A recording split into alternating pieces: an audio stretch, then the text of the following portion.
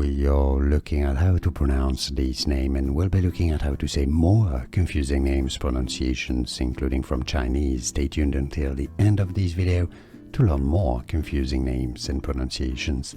In Chinese Mandarin, Jia, Jia is how it's said. In English, it's generally pronounced rather as Jia.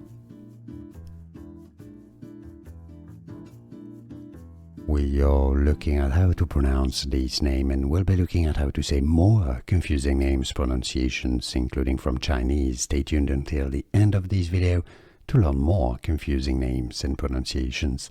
In Chinese Mandarin, Jia, Jia is how it's said. In English, it's generally pronounced rather as Jia.